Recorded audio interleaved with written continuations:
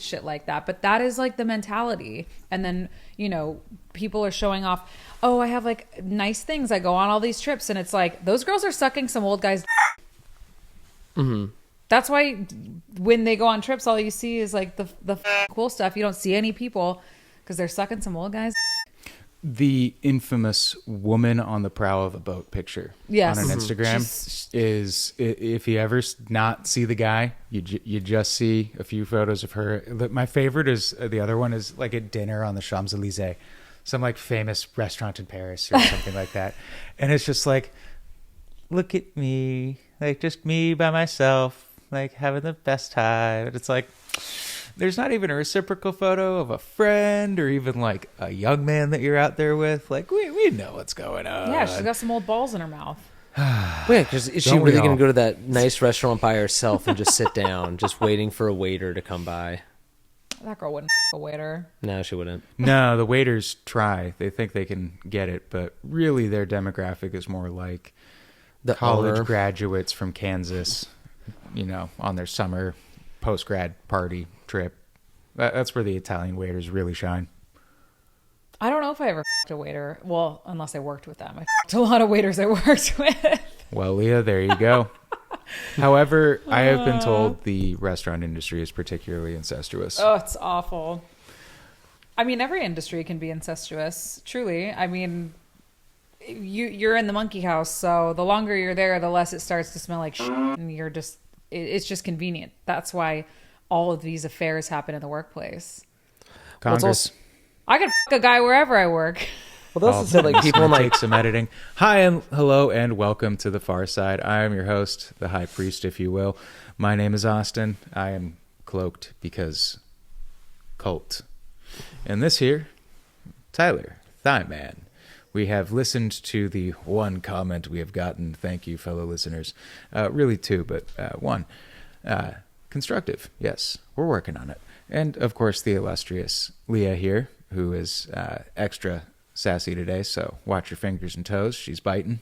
I am. What he means to say is I'm free bleeding. Free bleeding into the world. Onto this white chair. We're actually going to get into the esoterics of free bleeding. Did you know that that's a ritual of part of the Freemasons' 18th rite is you have to stand under a woman while she free bleeds onto your face for the duration of a full moon? You're not serious. I have a cloak. Wow.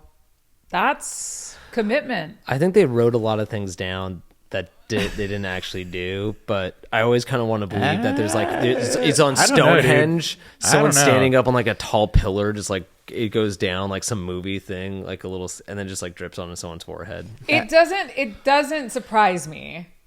Yeah, it doesn't. I mean, when I peed on this guy, he took no time to be like, oh no.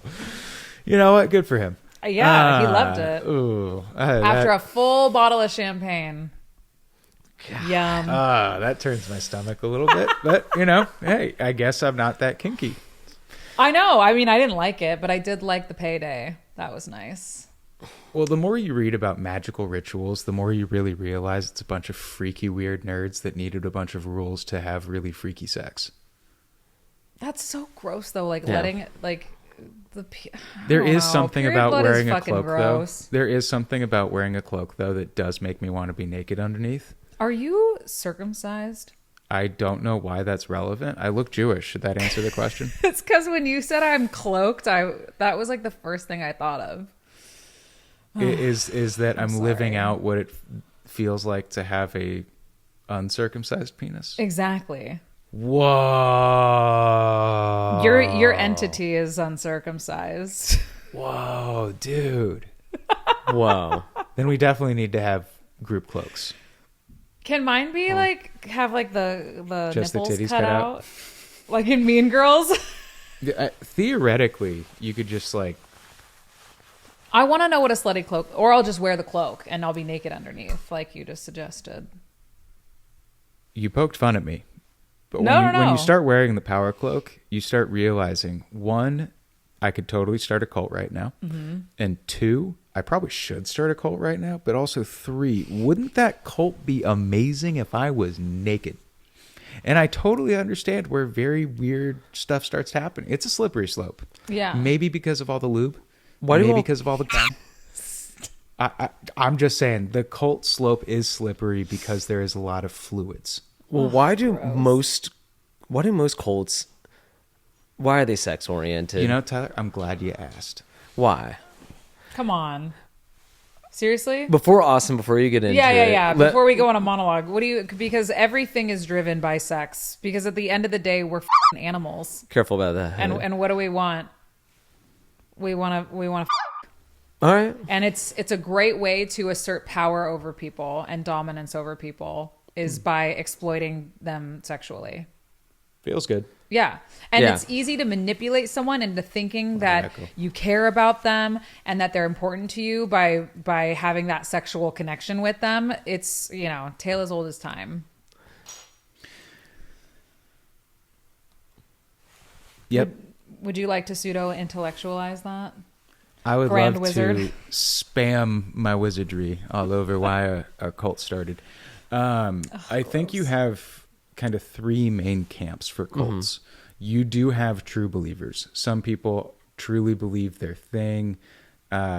You can tell because there are cults that revolve around not sex. Yeah. Say like the Heaven's Gate. No one ever accused that weirdo of touching them. In fact, his whole thing was, I want to be a sexless alien. I want to be like a Ken doll. Marshall Applewhite. No. All the guns was David Koresh.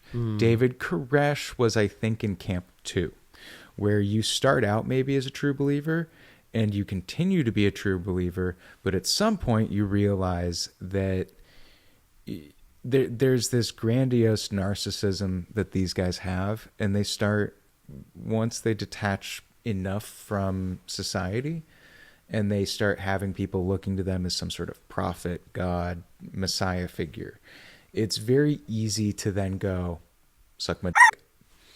And someone does it because of a mixture of adulation, cult worship, what is it? Not mind control necessarily, but like brainwashing. Yeah. Sleep deprivation. There's other cult activities that go into the structure of it that make people more suggestible over time. For example, large amounts of ritual, large amounts of specific like day work. For example, Sea Org in Scientology, kind of the cult within the cult, is common for having people working these like crazy 16, 18-hour days, barely getting any sleep, often having very little pay. And they have this contract of, I'm signed onto the Sea Org for 1 billion years, so after I die, I will be reincarnated to continue to serve.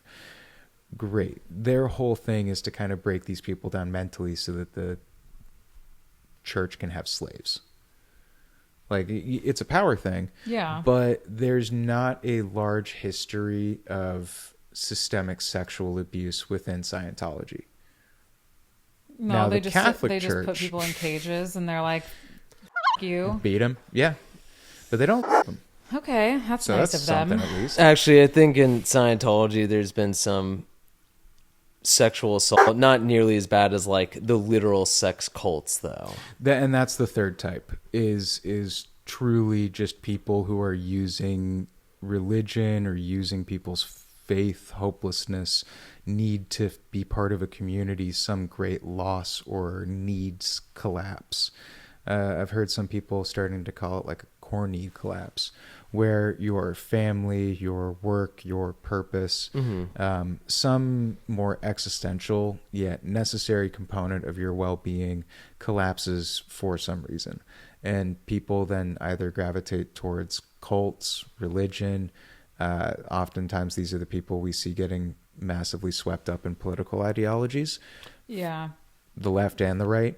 I think it manifests in different ways, but some people become political extremists because they have too many of their needs being met, and all of a sudden they're like, the only thing that matters in my life is like this political thing I'm involved in. So there is that for then cults too. Yeah. Where some people say like the Nexium cult You had all these super high level women, mostly because it was a sex cult run by Keith Raniere, not even allegedly, factually prosecuted.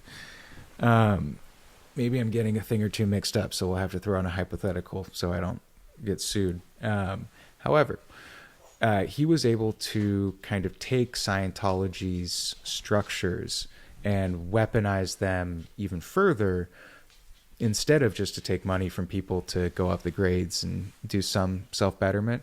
Because you will say, like, a lot of people in their experience of Scientology say, the first few levels were actually really helpful for me. I felt like I was part of something. You know, you're kind of chasing this dragon of achievement within the cult. And this then was adopted by Keith Raniere. He capital washes it, makes it this like very hyper entrepreneurial tech guru thing. And as a result of doing that, he was able to kind of mask his sex cult as like an elite level self-betterment Tony Robbins type thing. Oh man. Like literally people were like, what is this MLM of self-betterment that all these very successful or heiresses or, you know, wealthy women are a part of? And who is this weird Keith Raniere guy that keeps calling himself the Paladin or something like that? Like the Vanguard. He had to be referred to as the Vanguard. Such a nerdy cluster of a fucking thing. Like I just that's his like World of Warcraft fetish of like, I just want to be this big man in armor and I want to have all these pretty women call me the Vanguard because I'm saving the world from intellectual degradation. You want to touch my penis, please? I can see the appeal when you feel like you have nothing going on in your life. It's kind of surprising that I haven't like joined a cult because I feel like my life is a show. It's why I haven't attached to anything. It's why I'm thinking of joining the CIA. Every time I see a CIA agent, ex-CIA agent, go on a podcast, I'm like, oh God, I could use that purpose. It sounds nice. The CIA sounds gnarly. I would never pass a polygraph test ever. I'm such a liar. You have to go through the entire thing, and it can't bump up once. I would never pass. It really benefits the authenticity of our podcast. So, well, I don't mean in like the sense of, okay, I'm kind of a reformed liar, and when it comes to being truthful, I'm actually an open book to anyone that doesn't have skin in the game in my life. I tend to lie, as I think one does, to the people closest to you, because you feel like you're protecting them from, you know, your demons or whatever the people lie for. Oh, I think my people I don't really have closest to secrets. me would wish I would do that. Oh yeah, no, I think my mom wishes I would do that. I tell my mom that she really doesn't want to know all the time. She's like, TMI, TMI. Sometimes you do have to give them a day off. But also like have no me mercy. In his car. It's maybe not something your mom needs to hear. Well, she doesn't need to hear it anymore. See, boundaries can be healthy. Listeners, please set a boundary with YouTube and like this video. Maybe comment. Tell us more things we could do better. Upgrade camera quality, of course. Like, subscribe, share, comment. If you happen to be an AI clipping this, do your thing. But also, back to Leah. Car is great. I'm a huge fan. I think that everyone should be doing it, and I think that the law, you know, I know it's illegal. Get some tinted windows, go into a parking lot away from all the other people and in a parking lot. It's hot. I have never had car sex. Really? Yeah. It's not convenient, obviously, but it's great. No, me neither. Oh my God. Okay, homework assignment, boys. You guys got to find someone to in a car.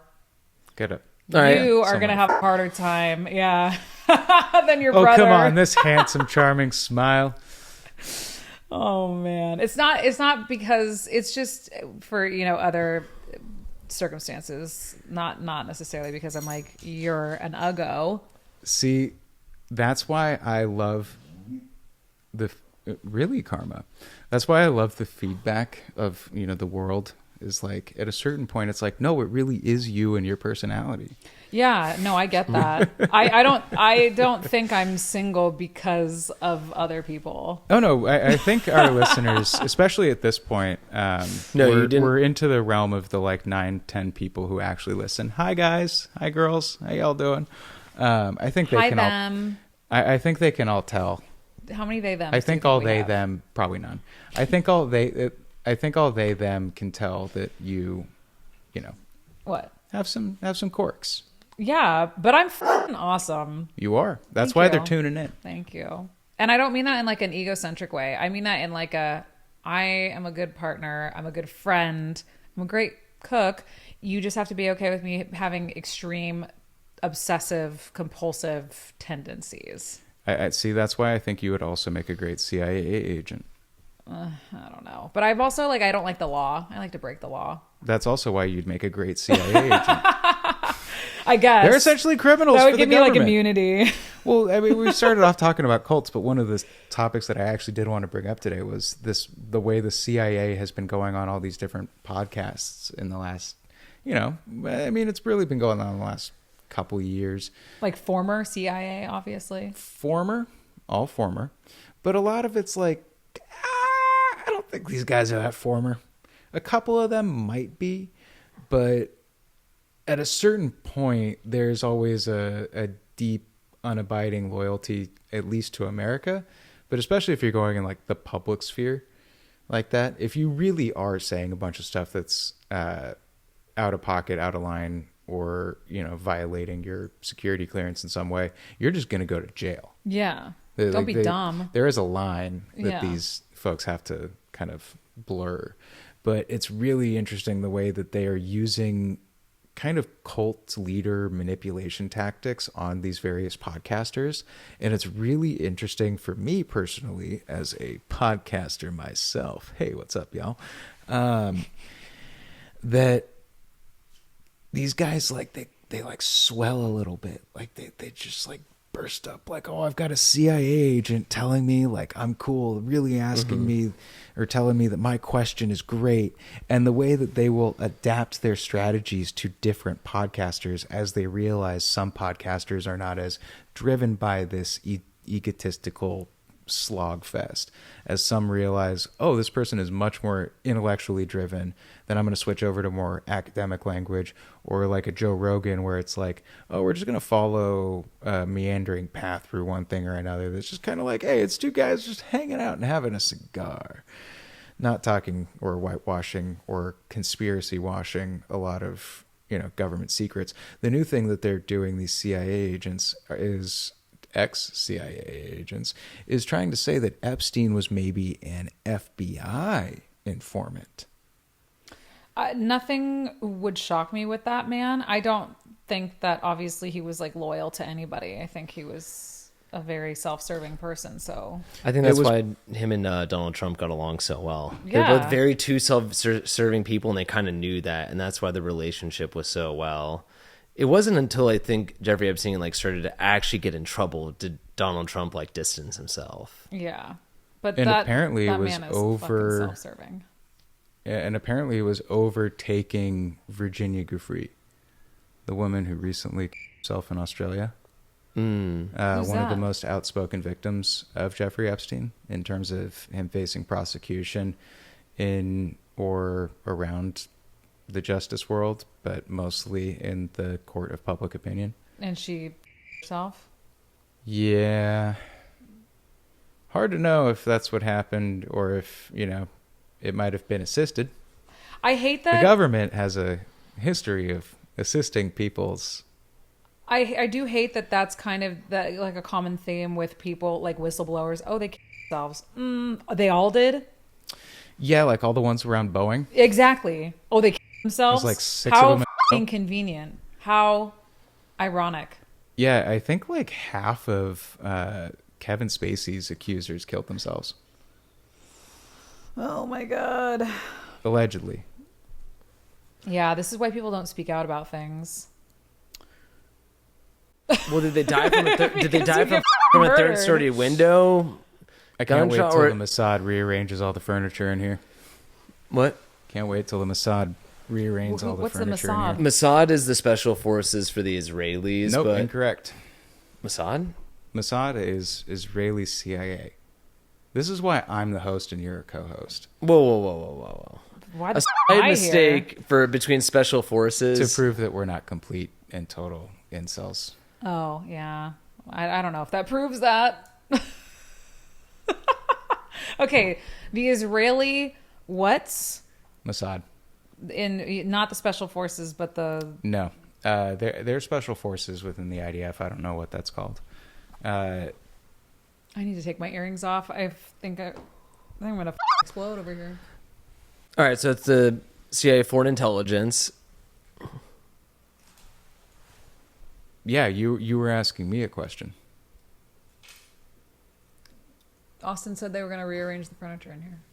Oh, yeah. When you said Mossad, I was like, yeah, I was just kind of wondering. It's a tactic they do to with people. Rearranging their furniture? Yeah. Oh, I didn't know that. That's a serious thing. Yes, it's an actual thing. Yeah, because I was going to ask, why would they do that to my house? Also, what have I done to anybody besides you have let me come on here and speak things about Israel. That's gnarly.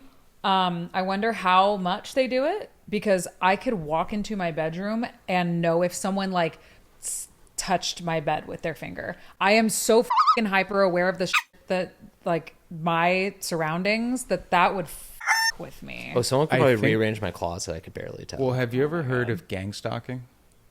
No. You heard of gang stalking? You're on Reddit enough. How have you not heard of gang stalking? r/gang stalking, bro. So gang stalking doesn't reach the front page most of the time. Is a surveillance tactic and or means of, through soft power, influencing someone to go crazy. So you're not directly like holding them down and being like, oh, you're going insane. We're going to like flash, hypnotic lights in your eyes and give you a bunch of LSD to make you go insane. We're going to have a group of people follow you. And they're going to do everything they can to kind of both ignore you completely, but let you know that you are being followed by these people. They are going to be doing random stuff around your house in the middle of the night. They're going to be showing up at your work in totally normal, reasonable circumstances. Yet it's going to be in such a way that you, the victim, essentially recognize these exact same people doing these exact same slightly non sequitur weird things that other people would just go, oh, that's an odd interaction. But you're having that kind of like, well, that's an odd interaction. What's that person doing? All day, every day. You're never getting a day off. And I have seen the Instagrams because this may come as a shock to you. Do y'all know what schizogram is? I'm assuming it's very similar to schizophrenic Instagram. It is schizophrenic Instagram. And the fact that neither of you know this... I think that's a great sign for me. Yeah, I don't know if it's a good sign for you guys or a bad sign for me, or both, frankly. I don't care. So I have seen people in the throes of paranoia and full-on schizophrenic delusion about them being gang stalked.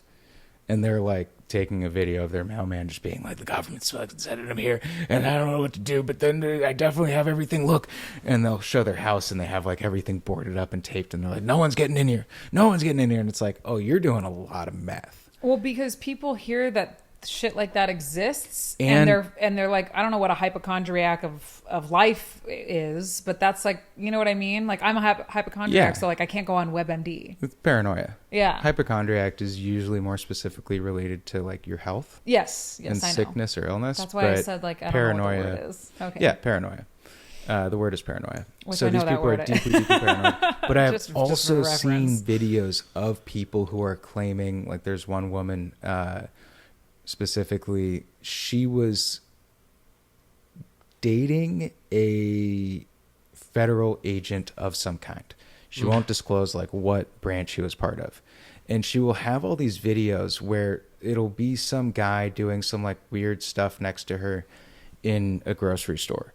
Or it'll be her out in kind of the street in the middle of the night in her car or next to her car. And there's someone just like flashing their high beams at her. And it's really difficult to tell, even from the woman's videos. Is she just being crazy, or like, is this some weird thing that she is staging for internet clout as some kind of attention grab or some sort of practical joke, kind of playing into the whole gang stalking paranoia thing?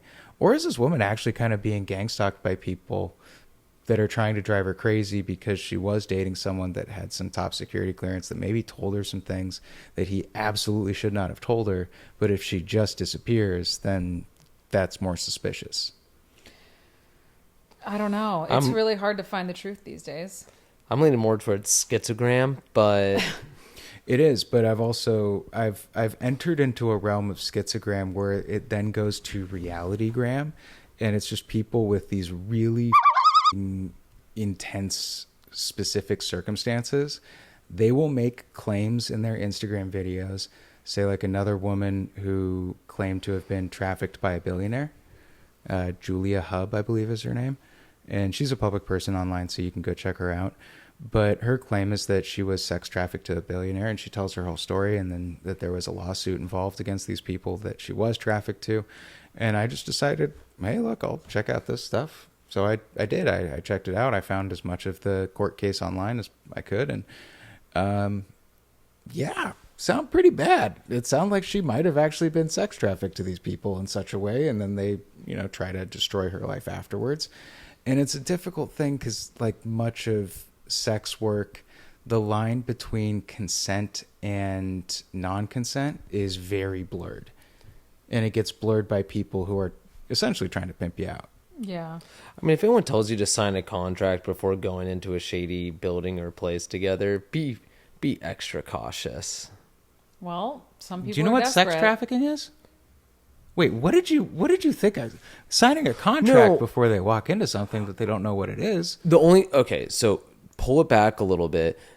Obviously, sex trafficking, I know what that is. It's prostitution, but also it's like forcing someone in human trafficking to do sexual acts. Just wanted to be clear about that. What I meant by that was, I feel like billionaires always have like these NDAs. No, that's absolutely not at all what was happening, all like, Tyler. This is like coercion and like kidnapping and like a bunch of other like extraneous circumstances that are outside of those types of deals. That's more just like sexual exploitation. Okay, I see what you mean. You're right. I was confused by it. It stops becoming, I think you could say, an argument over consent and drug addiction, coercion, all these things, when someone is being beaten for not performing the sex acts. Yeah. Like that's where it's like the line between... And drugged, too. Yeah. Like, like heavily drugged. Yeah. And that was an argument against... the woman that was beaten by Diddy. Cassie? And Cassie, yeah. I'm blanking on her last name. But the argument from some people that I talked to, but also much of the discourse online, is, and this even goes into the CIA information dissemination tactics, because a lot of people, say, working for Diddy are going to do the exact same thing, likely because Diddy might also be one of these federal intelligence informants people, and or it's some sort of less than covert government aim to focus American culture in certain ways to have certain desired outcomes, to either keep Americans more easily controlled or to keep Americans fighting over problems that they really have no means of solving it in a cogent manner because of the nature of the problem, but also the means that the government is kind of setting up the problem at the highest, deepest level. Look up the CIA dropping crack into the inner cities in the 80s, because like, that was a thing. Like from the sky, or? Yeah, Cessnas. Are you kidding me? No, I'm serious. Like throwing it out of a airplane? Yeah. Oh my God. Allegedly, I believe, but I think there was FOIA, or at some point that one came out as being a real thing. Oh my God. The other, I mean, the CIA had this thing called a heart attack gun. We would always fight over whether or not this was real. And then the Freedom of Information Act request surrounding the heart attack gun found the heart attack gun. And it was a gun that the CIA testified in front of Congress, hey, we've got this thing that can shoot basically an ice, like, tranquilizer dart. and hit someone with a very powerful toxin that will put them into cardiac arrest immediately. That's and that was back in like 1964. So the new way to control people, instead of through overt fear tactics and strong arm stuff, kind of like what we're pretending to do these days, is through psychological manipulation. That was the whole point of the MKUltra experiments, of which we've never seen the results. I don't know what that is. MKUltra was a CIA semi-rogue experiment. Semi-rogue meaning that like a lot of stuff in the CIA was very Wild West, and I'm sure in the FBI and other intelligence agencies that were overlapping to perform these duties and or missions, surveys, studies on the American people. There was one, for example, in which they unleashed, was it botulism or the plague? It was the plague, I believe, bubonic plague out in front of San Francisco, because they wanted to see how it would spread in case of a attack. It was probably something else, because the bubonic plague would have been too infectious, and the way that it infects is probably hard. It was probably maybe botulism, anthrax, something like that. But they you want something airborne. They did some airborne bioweapon in front, put it off in front of San Francisco because they wanted to test to see the spread. Thankfully, it was not a bad thing. The Tuskegee Airmen experiment, where the U.S. government, I don't know which one, allegedly gave mostly black men that were veterans of the military, and particularly Vietnam, syphilis. And they wanted to kind of semi-treat them to study the degeneration of the person that has syphilis. I hate that. Yeah. So the MKUltra was a mixture of a bunch of different things done by some really shady people within a really shady organization, the CIA, in the 60s, potentially the late 50s, but definitely in the 60s and into the 70s, but is a thing that never officially concluded, or that we are aware has officially concluded. What's probably happened is it's subdivided into multiple different, sub-experiments so that they can get their own individual funding and have their own individual security clearances. They were trying to, with MKUltra, figure out, could they kind of hypnotize people? It was a launch into mass hypnosis and psychological control of people through propaganda or through psychedelic drugs. Can we create, say, a truth serum with LSD? Or what is the other one, the gabapentin thing? And I believe it kind of started around, there was an Operation Midnight Climax, where the CIA set up a false brothel. I think it was in San Francisco. Midnight Climax. And, or maybe it was DC. And they would dose the Johns before they went into the room with the prostitute. And the prostitute was basically coached ahead of time by the CIA. Again, all allegeds. I don't know how much of this is like out in full public knowledge. That the prostitute would have this conversation with the John and try and get their deepest secrets out of him. And they'd just give him a couple hits of LSD to beforehand in their drink. Hey, here's your scotch, here's your whiskey, here's your gin and tonic. Come on, now let's go have your night with a lady. And the CIA guy would be behind a false mirror watching the whole thing, probably at times also high on LSD. That sounds fun. There's a great book called Operation Chaos. Yeah, who's gonna know? About it. You have to watch something for 8 hours. You're like, might as well just join them. If you can't beat them, probably doing some wanking or too. If you can't beat them off.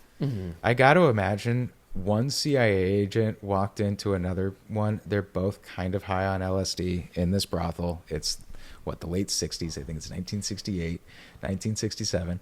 And one guy walks into the other, both high on LSD. So, whoa, dude, your penis is a dragon snake. That's fucking sick. Oh my God. I mean, that would be kind of where it would go, I would assume, if you're tripping balls and hallucinating.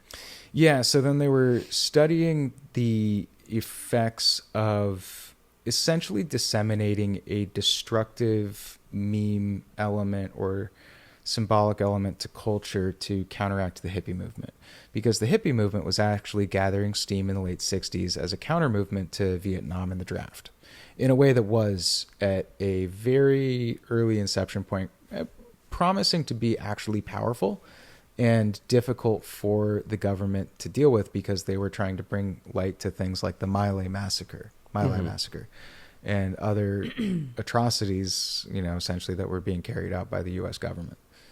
And say the bombing of like Laos and Cambodia, which was technically a very illegal act by the U.S. government, that they were bombing Laos and Cambodia at the time. They were trying to say that, no, we're not doing any of that. What are you talking about? And because it's Laos and Cambodian and it's very dense jungle, the only people that were really getting a hold of that kind of information were counterculture type independent journalists in the United States. And that was one of the seed elements to the hippie movement that made it more powerful, was they had journalistic evidence that, no, in fact, the U.S. is bombing Laos. The U.S. is bombing Cambodia. Huge problem for the intelligence apparatus at the time. They did not want to deal with that. So as a splinter of MKUltra, they set up a clinic in the Haight-Ashbury of San Francisco at the time. And in the Haight-Ashbury, these guys, Jolly West, I believe was one of their names. I think Jack Parsons might have been involved in this one, but maybe not. They all had these weird interests in occult and esotericism, which, as a self-proclaimed mystic on a podcast, I do have more than a passing interest in myself. However, it's very difficult to see what is like an authentic Gnostic traditional knowledge element, lore, or ritual, whatever, compared to what's just medieval fan fiction. What's something that some guy wrote in Siena in the 1500s to seem cool to his buddies. Yeah. That's the hardest thing I have with all that esoteric knowledge. But it's kind of the hardest part about being alive. And I know that's like such a general, broad statement. Whoa. Okay, but the truth is impossible to find in most cases. Like it is really hard to find, and it's getting harder. And reality is being skewed so much more, and like some people are really good fucking storytellers. And so this is where that MKUltra thing kind of tests the capabilities of a storyteller within a counterculture movement. Yeah. And how a charismatic storyteller can essentially derail an entire movement and make it distasteful to a more sensible or more even-keeled public. That man is Charles Manson. Seriously. I need to brush up on all my cult leaders. Charles Manson, a cult leader, as to our cults in the beginning and to our CIA bit that we're going through with the propaganda, was very likely a CIA asset back in the day and or experiment subject. He was kind of like a confidential informant, I believe, early on. And he was someone that was in and out of the prison systems, but noted as being a charismatic individual in that time. Given the prostitution element of, one, Charles Manson's past, and two, the CIA operations within MKUltra at that time with Midnight Climax, I wouldn't be surprised if that's how they picked up Charles Manson, because they realized that he understood coercion and manipulation of sex in a way that most people don't, and how you can use sex to manipulate people, say, in the environment of prison, and how that would translate and work towards manipulating people and public perception of the hippie movement, where there is this big freewheeling sex element that you could say has an element of the divine feminine, elements of the divine masculine in its most purest form, say like the way Burning Man in its, quote, original inception may have been the most free with the sex, where nowadays you could say there's it's been dirtied by the influence of social media. Yeah. And all these people just being like, look at me, I'm dancing and playing, where the mystery of what's going on with these people in the desert was always sexier than whatever was actually going on. Yeah, always. Yeah. I mean, it's nice in your brain And then you start seeing it, and you're just like, oh no, my imagination was so much raunchier. But we also tend to romanticize everything, and that's why... well as everyone's appetites, because we are alone with our own appetites. Yeah. But that's where the hippie movement was kind of an early Rorschach test for the public and sexual freedom. In a way that was kind of like Elvis. Like all these young women, all of a sudden, it's like they have a sexual appetite, and not only is it apparent, it's commercially important. And that's when it becomes important to the cultural conversation, is it's now driving ticket sales. There are hordes of girls just standing outside, and these young women throwing themselves at Elvis and the Beatles. You know, how dare they? But it challenges traditional norms to which many people within the government and CIA held, but then the people that they got doing it were a bunch of like crazy, weird, mystical freaks. As a crazy, weird, mystical freak, I can say that, like, for certain, some of those people in those circles, like, if you're not honest with your desire for sex and sexual appetite, it comes out in very dark and weird ways. But also, some people just have very predilections, and they want to pursue them to the utmost. It's their Moby Dick, their dragon that they're chasing. Wow.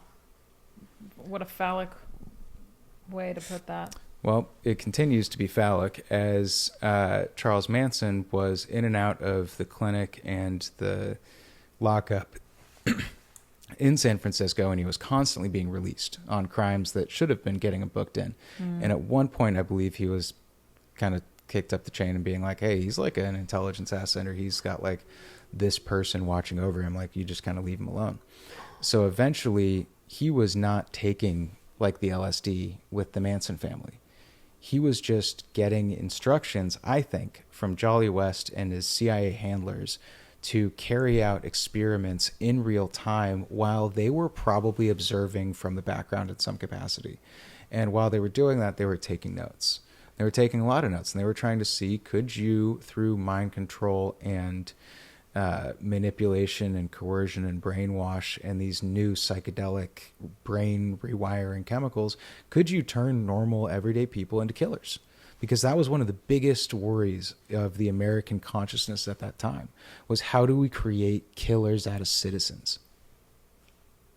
You f*** them? No, you destroy their brains with psychedelics was the experiment.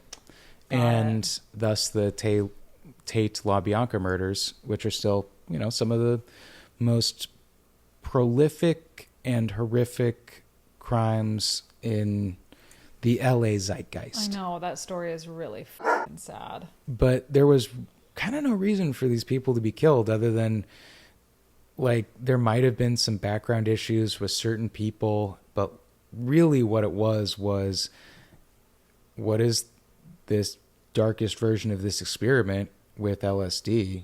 Can we get normal people to kill? Mm-hmm. And sorta. The answer's sorta. Like, yeah, you can, but it's not effective. No. It's not as effective. They're not sharpshooters. It's not as effective as propaganda built into them from an early age, particularly training the brain for, say, shooting video games. Yeah. And creating the pathways in the brain, the patriotism through the music, the movies, the video games, the I'm gonna die and stand on my op stuff in rap is right up there with I'm gonna die free for my country in country. It's all priming to get people to be killers. I am so weird about patriotism. Like, it is a... You're diehard? It's a weird thing for me gay. to try to conceptualize being proud of the land that you were born on, that you had no choice over. Like, you're proud of... Yeah, you're a cog in the machine. You're proud of the soil that your feet are standing on, as if... I don't know. It's like... It doesn't make any sense to me, and you said it exactly right. Like, it's one thing to be proud of, like, a culture that you're a part of that, like, creates some sort of, like, beauty or positivity in the world, and another to just be blindly like, I am proud to be an American. It's such a blanket statement. And I think part of that is there is an more or less open secret in America, maybe since the 70s, since we started having the CIA, as well as other intelligence agencies corresponding with people in the media to help steer narratives and control public perception through information and the lens by which the optics by which the information was being portrayed. So you have a large segment of people just inundated with warrior cultural symbology, honor codes, memes, all these things that are ingrained in people so that there's a hope that a certain amount of them will come out the other side in some patriotic glory. And I think it's a thing that has a lot of veterans committing, is this idea that my life, my will to serve, because I think there is a difference between the like primal desire to be a protector and act in service to your community, and even to be, you could say, like the shield against the dark, the sword against the evil, you know, or even just like some crazy mother who's like, yeah, but like I will die on this hill for those people. That is so different to me. But that's a thing that patriotism, as per I think a lot of real dark experiments, has been manufactured to be in America. Yeah, it is like a warrior cult, an honor cult. That, you know, does it work in every capacity? No, but I think it's kind of directly related to a lot of problems that we're having in America. Like this feistiness we have politically, you know, a lot of these issues where we're constantly fighting over each other. It's because, like, I think that was primed through all these, you know, propaganda points to create at least a fraction of the people that are willing to just immediately, let's go kill Chinese people. Did you ever feel like you were a patriot? And has that changed as you've gotten older? I'll probably say to some points, yeah. I mean, especially when we were growing up, like, you know, era of 9/11, you're like, bro, I'm 100% a patriot, you know, screw the terrorists and everything. I'd say as time went on, it just, like, shifted in a way. But in the sense that, like, no, I'm not, like, waving flag every second saying America's great in every aspect of the word. I'd say, like, I am proud of, like, my country and its culture and its music, its food, its fun, and like the activities in the area I live in. But I'm not like, hey, America has to be like number one dominant force in everything. And I don't want it to be like, hey, just because someone in the Oval Office said, I don't like that guy, let's go to war with them. I'm like, no, let's like pull that sort of shit kind of back. Yeah, but you, I, pretty much everyone benefits from the U.S. being in that top position. Oh, no, not Let's face it, because the China being number one in a lot of things that the U.S. is that a better situation? I mean, can't decide what I think is worse, because it is nice to live in a country that holds so much power, obviously, because you are granted a lot more actual safety, as far as like, if you try to bomb this country, you have another thing coming for you. Yeah, when you look at like danger statistics in real, actual dangerous countries, not countries that social media has portrayed as being incredibly dangerous, but like actual war-torn areas, Haiti. Yeah, like that's it gets scary. real medieval and barbaric and uncivilized very quickly. I mean, look at what's happening in Gaza. Like, can you imagine? Yeah. Can you imagine that happening here? I can't. No. I can, but you know, it's nothing good. Well, I don't want to imagine it. No, when you imagine it, it's very dark. You see the and bombing in the Middle East, civilization, as almost as long as we've been alive, has been a thing. Oh yeah, that's why I don't believe in American politics or American foreign policy, because Obama signed more executive orders than I think any other president until Trump. And he signed more executive orders for executive action abroad, meaning president-ordered killings. That's so fucked. Than I think any president ever, including Trump. Well, it actually was a combination of a few things. You got to remember that, like, during like the terrorist operations, more of it was coming to the top. Terrorists were not exactly operating honorably. No, I hear what you're saying. What I meant was like the U.S. operations to take out terrorists if I could put in a longer sentence, more of the orders were going directly to the top, where before, for a long time, because we had different conflicts, we weren't just saying, hey, we're just doing a one-time strike. Most of those used to go to actual generals, used to make those like, hey, we're in an area, we're going to do this, we have the intelligence to move forward. It only became when it's like, hey, we have to do a strategic strike on this one cell we believe this one guy is in, to potentially stop a cell. And I think that's going to be like a very... But you're also doing it with like the president's kind of private army, the CIA, paramilitary forces. Technically, it's all the president's, but I do hear your point. He was using precise, strategic, like night. What do they call, like, shadow and dagger, or dagger and cloak and dagger, basically kind of operations. Apparently, Biden was signing a lot of, allegedly, whoever was actually signing them, who knows? I think they were getting away with signing them because the president wasn't really paying attention, nor anyone in his camp. Green Berets were allegedly killing a bunch of people in South America the last 5 or 6 years. Like a lot. For the government. So when everyone's freaking out about Trump blowing up this Venezuelan boat, sad for those people. I don't know if they were drug dealers or not. Biden's camp was doing that for quite a while. I think part of the trouble with a lot of this espionage stuff is it's kind of like police brutality, where we've always known it existed. It's probably maybe both less and more than anything we think it is. This is just what we're seeing, but we're also seeing so much more of it because of social media, everyone's connectedness, and everyone's ability to look stuff up in the internet, in newspaper archives, and collectively come together. So that's why, like, schizogram's an interesting place, because it's this big giant cobweb. And as you dig through the real crazies, you eventually end up on someone's page where you're just like, they might be kind of nuts, but there are a lot of facts when you look up their stuff independently through the courts or what's publicly available online through the U.S. government that gets real. They're not as crazy as the layer of the algorithm I went through makes them seem. And I think that is by design. That is current MK Ultra that we're living in. For sure. I get it.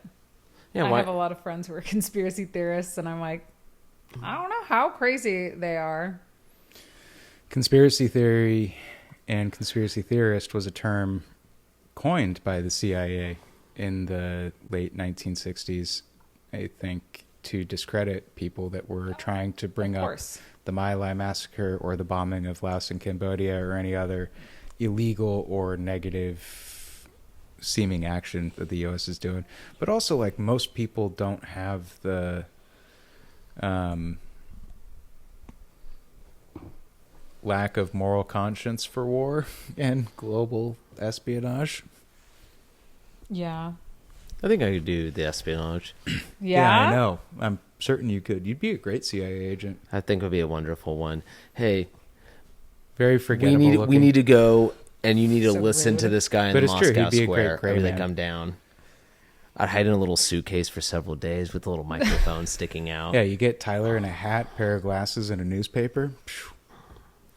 And they're looking for personable, medium, Perfect. ugly guys. They say they do the best when it goes. Oh my god. They say they do It's not medium ugly. just ugly. No. Oh, thank you. But no, they actually do say you can't get anyone who's too good looking, because that's a problem, because they're going to stand out now. Everyone's going to do that. I'd make a terrible CIA agent, but it's only because I'd refuse to take off the cloak. Right. You're a good-looking guy, but we Yeah, can this draw- naked guy in a cloak kept asking me for state secrets. I think I gotta call this one in. I do feel like that's probably a common occurrence, actually. Yeah. In New Jersey,